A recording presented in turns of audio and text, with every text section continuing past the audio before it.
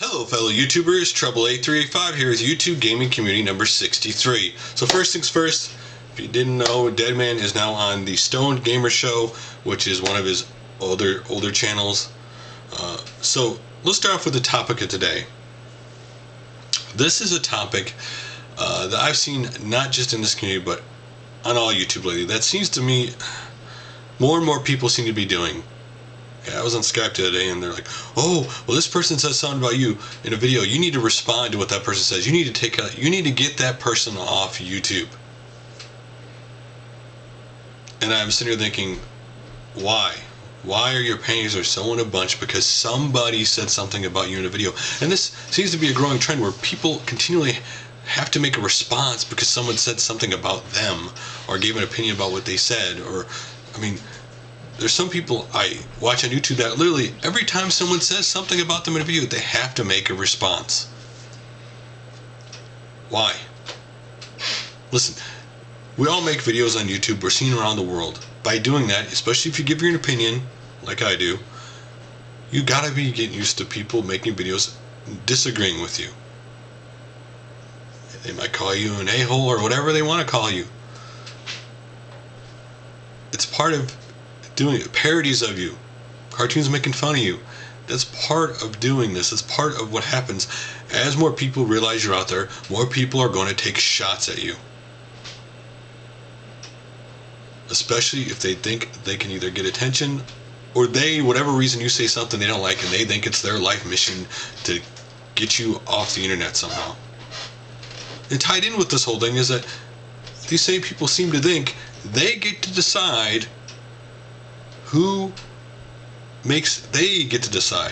they get to decide what is right for everybody on YouTube and what is not.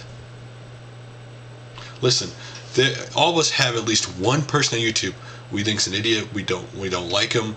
You just wish they would quit making videos. But you don't sell that person that, because everybody has a right to make their video. Making a response is kind of a waste of time, because normally if someone, let's say, crosses that line and makes a racist video or goes after your family, normally people step up and they flag that video, and that video is usually taken care of. Think of the channels that you love to watch on a daily basis or weekly basis and enjoy and respect. Bet you most of the channels do not involve responding every time someone makes a video about them, every time someone makes a nasty comment about them. They don't. That's why you watch their channel. Most people who, when you continually make response videos of somebody else because people say something about you, you know what their response is? Oh, that guy is an ass. What the hell was he thinking making that video to respond to the other one? Because simply people don't like drama on YouTube. But it's kind of like that car accident, that nasty, gruesome car accident you see on the side of the road, but you still got to watch it anyway. That's what happens. People may pay attention to what's going on, but there gets to a point where people are just sick and tired of it. The drama.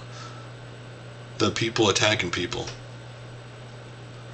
I mean, it doesn't matter what you set out to do. I mean, yeah, when I talk about videos or people, I just set out to talk about the subject, trying to get people, hey, hopefully you don't do this, or hey, look at this, maybe you may not want to do it this way.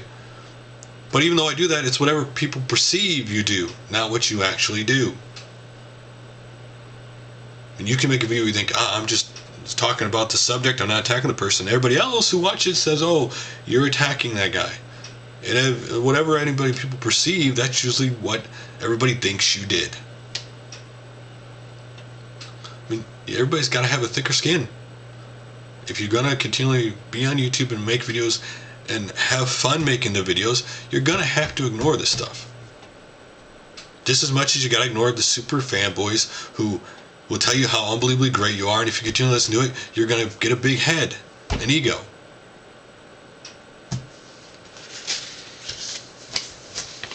I mean, so that's all I got to say about that subject. Now, let's get on, first of all, to something that BaconMan13 wanted me to let everybody know.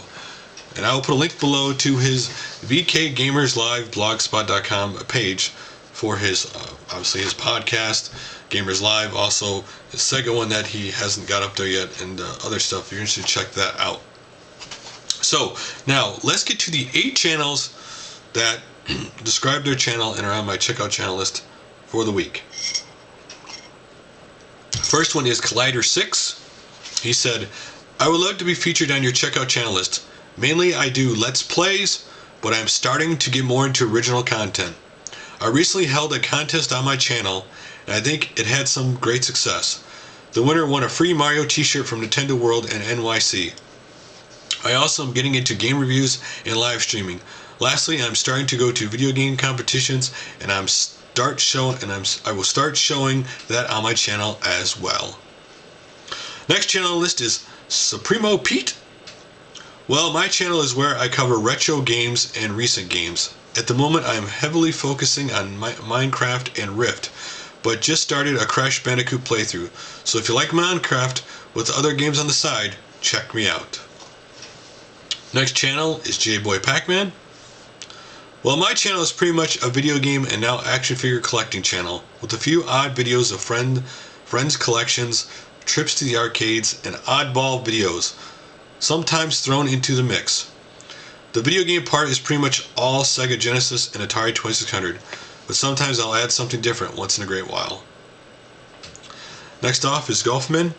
He said, I am just another guy who loves video games, and I like sharing with others what I'm currently playing or just first impressions of games. I'm a huge supporter of the YouTube gaming community and try to watch and comment on every person I sub to. Giving channels shoutouts or recommending channels to others is what I strive for. I always put a smile on my face to help another. Thanks for the opportunity. Next up is CDN Gamer. My channel, I just started to be a channel for gamers. Pickup videos, gameplays, game reviews, and random stuff about the hobby. It's quickly morphed into not only a gaming channel, but one of a couple other hobbies also. I do hockey card pack breaks, as well as Magic the Gathering box breaks. Not sure how long the pack breaks will last, as I plan to eventually having a game-only channel. We'll see, thanks. For those of you who don't know what he means by break, when he means breaks, that means when people open up a box or a pack of cards, it shows you what's in them. Next up, The Completionist. The Completionist is a video game YouTube channel that caters to a specific type of gamer. That type of gamer is people who like to finish their game to utter completion. I provide you with cliff notes necessary in order to complete everything that each game has to offer. I look at a variety of games or a variety of systems, and I also dabble in spare side projects as well. Next up is 78 Spider Hyra. I know I'm going to pronounce that wrong. My channel, I do gameplays, pickups, and something I just started every Friday. I post a track from one of my favorite video game soundtracks. Next up is Spendy08. My channel is just about trying to rebuild my old game collection, plus more, and getting to know others in the gaming community. Simply, I don't have a lot of friends who share my interest in gaming outside of YouTube. So I use my channel to share and interact with others who share similar interest in gaming. I have some great friends on here and like using my channel to keep up with them, meet new ones. Take care. Okay, so this time around for my checkout channel list, my first recommendation comes from Shiro83. And his recommendation is Star Soldier 1, who currently has 1,745 subs. His message to me was, he currently has 516 videos, some of him fooling around, but most of them are extremely informative game reviews for older systems such as the NES and the Turbo GFX. I always learn almost everything I know about a game when he does a video of it, and feel like he should have thousands more subs with the amount of content on his channel. I must say, I've been watching Star Soldier 1 for a long time, and he is one of the most funny and most interesting guys on all of YouTube. Each one of his videos are very entertaining. So, now we move on to our videos to check out. And the first video recommended is by Hanging with Chuck 1218, aka Equilibrium Gaming. I don't know if you already have connected to this guy, but check out this video he made. This video is only a taste of what this guy does. He is awesome, and his material is amazing. Great channel, and definitely worth connecting to. So please, recommend this guy. Truly awesome gamer here. I found him through Game Street 1's Rare and Retro Game Channel.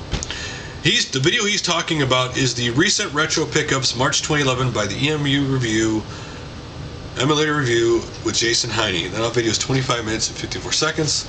I will put it below.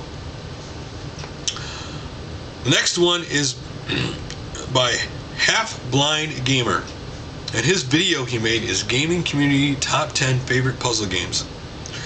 And his message to me was, anyway, I like to start hosting a community top 10 list in which viewers vote on a particular topic, and out of the top 10 votes, I compile a list and make a video showcasing those picks.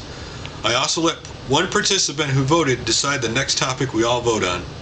A few weeks ago I pitched the idea with the topic favorite puzzle games, and the response was pretty good. I just put up my first list as a result to show what I had in mind. I've attached a video with this message, so I will link to his gaming community top 10 favorite puzzle games below. So mp4podcast.com recommended 3 videos for people to check out today. The first one is Mickey's 11189. It is Super Mario 64 with no A button, TAS in 21:16:43. So if you want to see someone complete the game without using the A button, check that video out. Next up is AIS Lynn Trista 24, and the video is Mass Effect 1 and 2 Squad+Femshep+Tank. What they did in this video is they basically took all the characters from Mass Effect 1 and 2. I believe they used the theme music to Cowboy Bebop, and they also used how the intro for Cowboy Bebop for these 2 games. So if you're interested, check that out. And his last video is by Mega64, how Shenmue was meant to end, with the creator's name, which I can't pronounce, I'm not going to. But anyway, it's their usual comedy style. If you're interested, check that out. So let's get to other videos you might be interested to check out. The first one is by Luke Morris 1, how to wire up a Sega Naomi 1 motherboard and I/O interface arcade system. The next video is by Chipsturs, Nintendo Donkey Kong wristwatch. This wristwatch really came out in 1994. If you're interested, check that out. Next is by JavitsArias, the Next Level Arcade Day 1. This is a new arcade in Brooklyn, so if you're interested in that. Next channel is MyNewSoundTrack. The video is MegaMan 7 Shade Man Stage theme music remastered and bonus. What he does is he remasters in a really cool way, cool music, video game soundtracks. If you're interested, check that out. Next is Tonyippee, Obscene Gaming Items Sonic Racetrack. So if you've never seen Sonic Racetrack, check that out. Next up is Bedtime 143, Bedtime 143's epic tag video. This is quite frankly a very, very creative tag. And each of his questions one covers favorite song, one covers movie, one covers game, and favorite quote. And he has a very interesting and creative way of setting up why you would pick each of these. So if you're interested, check that out. Next is HitomiLove, Final Fantasy VII Triple Triad Complete Collection. Now I originally showed a video on this he made of a rare item video, but this video he actually goes and shows each individual card in the set, and the artwork is really beautiful on those cards, so you should check that out. Next up is Retro Gamer 307, History of Nintendo Consoles. His old channel used to be Gaming Freak 307, which he just basically has pictures of each system that Nintendo ever brought out. Next up is Brutalexecution, Famiclone System, Nintendo Famicom Clone, Unboxing / Review / Repairs. This is a Russian clone of the Famicom, so if you're interested, check that out. And then Mamecade 29, Monster Bash arcade game. If you've never seen this Sega game, arcade game, then check the video out. And next up is Freddy W, Real Life Mario Kart. Now, Freddy W may not be a gaming channel, but he does videos with very, very heavy special effects. And this video is really cool, what a real life Super Mario Kart would look like. Now, Arcade Main Machine pointed out to me on Skype that there's another video out with Mario Kart by NQTV called Mario Kart REMASTERED, which this one, like the other one's in a go-kart track, this one's actually on a real street, so if you should check that out. And last but not least, IVPP38 My Game Room Tour. If you're interested, check that out. So guys, last but not least, thank everyone who decided to subscribe to the Trouble 8385 show. It was ranked just recently the 25th most subscribed channel for the week for reporters just yesterday. Thank you all very much, and till my next video.